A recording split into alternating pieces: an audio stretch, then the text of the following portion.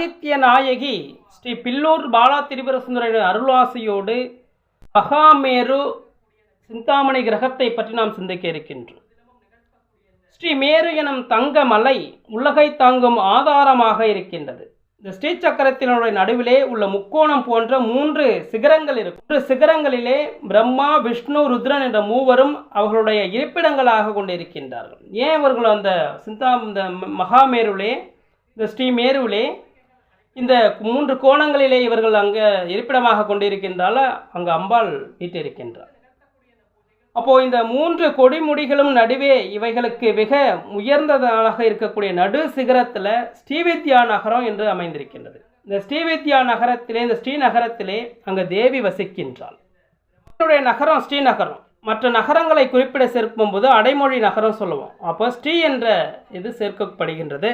அப்படி சேர்க்கக்கூடிய ஸ்ரீமத் என்று சிறப்பாக கூறப்படுகின்றது என்பது வாக்தேவதைகள் குறிப்பிடுகின்றார்கள். ஸ்ரீநகரம் என்று சொல்வதை விட இந்த ஸ்ரீமத் என்று சொன்னாக்க சிறப்பாகவும் புகழாக இருக்கும் என்று வாக்தேவதைகள் குறிப்பிடுகின்றார். மற்றொரு ஸ்ரீநகரமும் இருக்குது. எங்கன்னு பார்த்தாக்க தேவி தான் படைத்த அனந்த கோடி பிரம்மாண்டங்களுக்கு வெளியிலே தனது இருப்பிடமாக ஒன்றை அமைத்திருக்கின்றாள். அங்கே பிரம்மாண்டங்களுக்கு அனைத்திற்கும் சக்தி தரக்கூடிய சதா சமுத்திரம் அமிர்த கடல் இருக்கின்றது. அங்கே ஒரு ரத்தின தீவு இருக்குது. அங்கே நடுவிலே அமைந்த ஒரு ஸ்ரீநகரம் ஒன்று அங்கே இருக்குது. அங்கு வசிக்கக்கூடியவளோ அம்பாள் அங்கே வசிக்கின்றாள் என்று சொல்கின்றார்.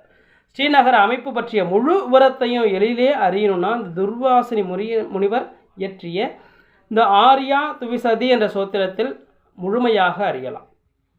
அப்படி மனம் நினைப்பதை தந்தருளக்கூடிய சிந்தாமணி எனக்கூடிய ரத்தினம் ஒன்று தேவர்களிலே இருக்கின்றது. சிந்தாமணி ரத்தினம். அந்த சிந்தாமணி ரத்தினம் என்ன பண்ணால் நம்ம அந்த சிந்தாமணி ரத்தினம் தன் கைவசம் இருந்தாக்க மனம் நினைக்கக்கூடியது முழுமையும் நிறைவேறும் என்று சொல்கின்றார். அத்தகைய கோடிக்கணக்கான சிந்தாமணி ரத்தினங்களை கொண்டு அமைந்த மாளிகை தான் இந்த சிந்தாமணி கிரகம்னு சொல்கிறோம். அந்த ஒரு ரத்தினம் இருந்தாலே மனம் நினைப்பது எல்லாம் பூரணமாக நிறைவேறுமா. ஆனால் அந்த சிந்தாமணி ரத்தினம், அந்த ஒவ்வொரு ரத்தினம் அந்த ரத்தினம் பதைத்த முழுமையாக ஒரு மாளிகையாக அமைக்கப்பட்டிருக்கின்றது அம்பாள் வசிக்கக்கூடிய நகரத்திலே. அப்படி இந்த சிந்தாமணி கிரகத்தின் நடுவே தேவி அமரக்கூடிய ஆசனம் பஞ்சபிரம்மாசனம்னு சொல்கிறோம். பஞ்சபிரம்மாசனம் 5 பிரம்மங்கள் அமைந்த ஆசனமாக இருக்கின்றது. உலகாக மாறுவதற்கு முன்பே, இந்த உலகம் உருவெடுப்பதற்கு முன்பே எப்படி இருந்ததுனாக்க 5 பிரம்மங்களாக இருக்கின்றது. இந்த 5 பிரம்மங்கள் இச்சை பிரம்மங்கள் ஆக உருவெடுத்து இந்த உலகமே உருவாகின்றது. இப்போ இந்த பிரம்மங்கள்லாம் 5 பிரம்மங்கள்லாம் யார்? பிரம்மா, விஷ்ணு, ருத்ரன், ஈஸ்வரன், சதாசிவன் சொல்கிறோம். அவங்கெல்லாம் என்ன செய்கிறாங்க? முறையை பார்க்கும்போது அந்த பிரம்மா சிருஷ்டி, விஷ்ணு ஸ்திதி, ருத்ரன் சம்ஹாரம், ஈஸ்வரன் ரோதனம், அப்படி சதாசிவன் அனுகிரகம் என்ற 5 தொழில்களை புரிவர்களாக இருக்கின்றார். அதில் 4 என்ன செய்கின்றார்கள் என்ற பக்கம் ஆசனத்தின் கால்களாக மாறி இருக்கின்றார்கள். தேவி அமரக்கூடிய ஆசனத்தின் கால்களாக மாறி சதாசிவன் அந்த தேவி அமரக்கூடிய பலகையாக மாறியிருக்கின்றார் என்று சொல்கின்றார். இதன் மேல் காமேஸ்வரனுடைய மடியிலே தேவி வீற்றிருக்கின்றாள். தேவி எப்படி அமைந்திருக்கார் பாருங்க, அமர்ந்திருக்கிறாள். சிந்தாமணி கிரகத்திலே, சிந்தாமணி மாளிகை ரத்தினங்கள் பதித்த மாளிகையிலே 4 பிரம்மா, விஷ்ணு, ருத்ரன், ஈஸ்வரன் இப்போ இந்த 4 தேவாதி தேவர்களும் இதன் அமைந்த கால்களாகவும் சதாசிவன் இந்த விரிப்பு பலகையாக இருக்கின்றாள். அமர்வதற்கு ஒரு பலகை போன சதாசிவன் இருக்கின்றாள். அதற்கு மேலே காமேஸ்வரன் அமர்ந்திருக்கின்றாள். அந்த காமேஸ்வரனுடைய மடியிலே அன்னை அகிலாண்ட கோடி பிரம்மாண்ட நாயகி அமர்ந்திருக்கின்றாள் என்று சொல்கிறார். காமேஸ்வரனுடைய மடியிலே அமர்ந்திருக்கின்றாள். இதன் மேல் காமேஸ்வரன் மடியிலே தேவி வீற்றிருக்கின்றாள். தென்கிழக்கில் அமைந்த கால்களாக பிரம்மன், தென்கிழக்கில் அமைந்த கால் பிரம்மாவாகவும், தென்மேற்கில் அமைந்த கால் விஷ்ணுவாகவும், வடமேற்கில் ருத்ரனாகவும், வடகிழக்கில் ஈஸ்வரனுடைய கால்களாக அமைந்து மேலும் கீழமாக இந்த அடிப்பகுதியின் மேற்பகுதியும் புருஷ வடிவில் அமைந்து காணப்படுகின்றார். ஐவரும் தேவியினுடைய தியானத்தில் வழிபடுவர்களாக கண்களை மூடி புலன்களை அடக்கி உள்ளதால் தேவியினுடைய வடிவையே முழுமையாக பெற்றார்கள் சொல்றார்.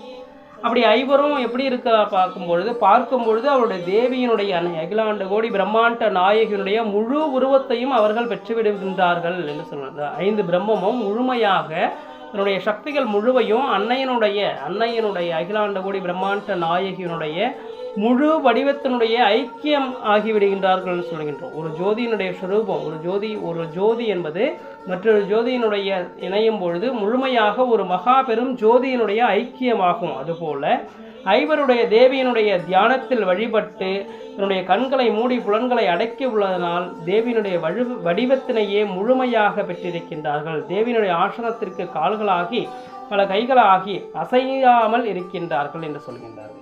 இந்த நிலையில் இவர்களை பஞ்ச பிரம்மங்கள் என்று சொல்கின்றோம். பிரம்மத்திலிருந்து தோன்றியவர்கள் மீண்டும் பிரம்மத்தில் ஒன்றியதுமே பிரம்மமேன்னு சொல்றோம். அது எப்படி பிரம்மத்தில் தோன்றி மீண்டும் பிரம்மத்துக்குள்ளே ஐக்கியம் ஒன்றுவது?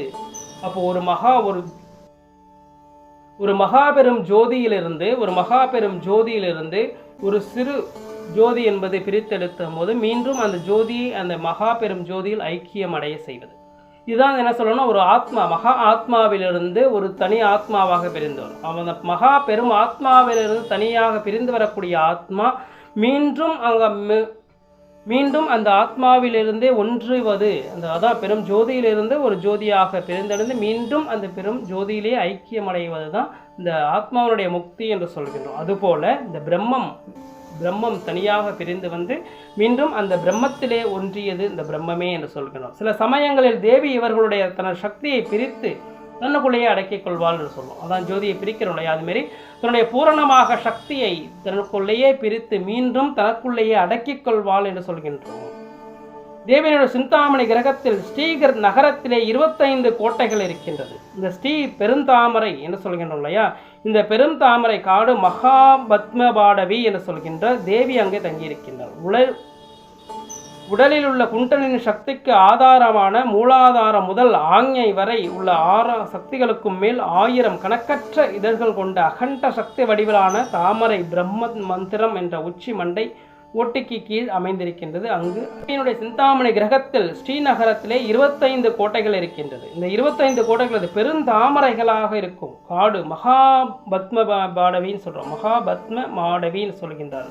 அப்படி தேவி அங்கே தங்கியிருக்கின்றால் உலகில் உள்ள குண்டலின் சக்திக்கும் ஆதாரமான மூலாதாரம் முதல் ஆஞ்ஞை வரை உள்ள 6 சக்கரங்களுக்கு மேல் 1000 கணக்கற்ற இதழ்களாக இருக்கக்கூடிய அகண்ட வடிவிலான தாமரை பிரம்மத்தில் உச்சி மண்டை ஓட்டுக்கு கீழே இருக்கின்றது. அங்கே யார் தங்கியிருக்குன்னா அபிராமி அன்னையாக இருக்கக்கூடிய அகிலமெல்லாம் காக்கக்கூடிய ஸ்ரீ மகாதிரிபுர சுந்தரி அங்கே வசிக்கின்றார். அப்படி மகாபத்மான்னு சொல்கிறோம். மகாபத்மான்னு சொல்லக்கூடியது எதை சொல்கிறோன்னா, ஒரு சிறந்த யானையை தான் மகாபத்மன்னு சொல்லுவோம். அத்தகைய யானை நிறைந்த காடு கஜாரண்யம் என்ற திருவானைக்காவலிலே இருக்கின்றது. அப்படி திருவானைக்காவலிலே அகிலாண்ட கோடி பிரம்மாண்ட நாயகி அகிலாண்டேஸ்வரி திருநாமம் பூண்டவல்யா அந்த அம்பாள் இருக்கின்றார். இந்த திருவானைக்காவலிலே அந்த மகாபத்மம் ஒன்று அந்த யானை வடிவிலான மகாபத்மம் அங்கே யானை நிறைந்த காடு கஜாரண்யம் எனக்கூடிய அந்த திருவானைக்காவலிலே அகிலாண்டேஸ்வரி மீண்டு வச்சு தருகின்றார். தேவி வசிக்கக்கூடிய சிந்தாமணி கிரகத்தின் வெளியே பெரிய மணிமண்டபம் இருக்கும். அதை சுற்றி இந்த கடம்பு மரங்கள் காடு வசிக்கக்கூடியவள் அங்கேயும் அம்பாள் இருக்கின்றாள். மதுரையம்பதி கடம்பு காட்டின் நடுவே அமைந்து இத்தகைய கதம்பவனம் என்று சொல்லக்கூடிய நடுவே உரையக்கூடியவள் அங்கு மீனாட்சி தங்கி இருக்கின்றாள். தொடர்ந்து இணைந்திருங்கள். அகிலமெல்லாம் காக்கும் ஆனந்த மகா திரிபுர சுந்தரனுடைய அருளாசியோடு பில்லூர் ஸ்ரீ ஆதிசக்தி பாலா ஞானபீடம் அருளுகின்ற ஸ்ரீ மகா சிந்தனையிலே தொடர்ந்து இந்த சிந்தனையை கேட்டு அனைவரும் நல்லாசி பெற வேண்டி நிற்கின்றோம். நன்றி, வணக்கம்.